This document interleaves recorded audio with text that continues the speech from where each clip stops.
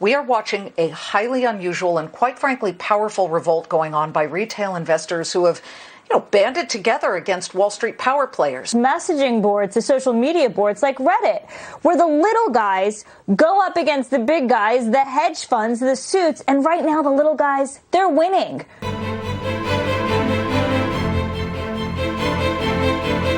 All eyes are on GameStop today. Over the past 5 trading days, the stock has soared over 675%. GameStop, what are they even? A bunch of small retail shops in a bunch of abandoned malls right now? Over the last 1 year, Brian, this stock is now up roughly over 7,300% during that time span. And remember, this was a $20 stock just about 2 short weeks ago. Certainly a lot of attention being paid to by not just traders, but regulators these days as well, Bri. It's the social media messaging boards that are telling users to buy, and force the hedge funds to rush to cover their short positions.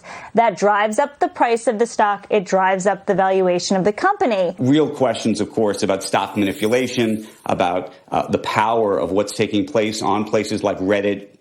Really what's motivating this type of trading behavior at all. It clearly has nothing to do with the fundamentals of GameStop itself anymore, and much more to do with sort of pop psychology of who's going to be left holding the bag. It's a great risk to many of the unsophisticated investors who are investing in it, whatever their basis is. I've talked to some of these people.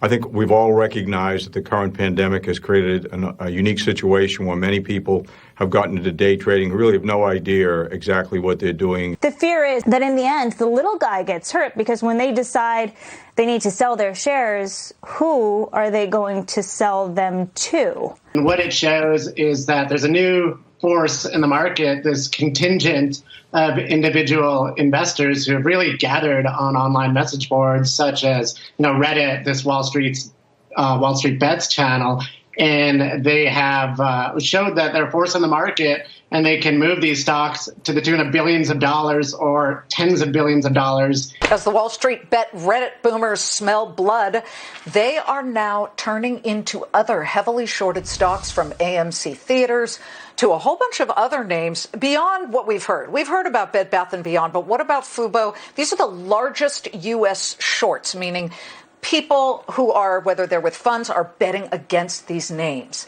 What we do is we do have technology that evaluates social media chatter. And if we see a significant rise in the chatter on social media channels, and then we also match that up against unusual trading activity, we will potentially halt that stock to allow ourselves to investigate the situation, to be able to engage with the company, and to give investors a chance to recalibrate their positions. And then if we do think or contemplate that there may be some manipulation, we then engage with FINRA and the SEC to evaluate and investigate that. That blue line that you're seeing on the far left of your screen there, or the right of your screen, it tells you a lot here. Those are the put options here. So right now, even though you have this big short squeeze that's pushing the shares of GameStop up, there's still a lot of people here that are betting on a crash in this stock. Be careful out there, because right now, the general trend line may be up, but some of the bets going forward right now, Bonnie, are down. 140% of GameStop was short. I didn't hear one person on TV complaining about Wall Street trying to crush GameStop. 140% short. I told my subscribers, buy this stock, and they made a fortune. You can't allow Wall Street to short 75% of a stock,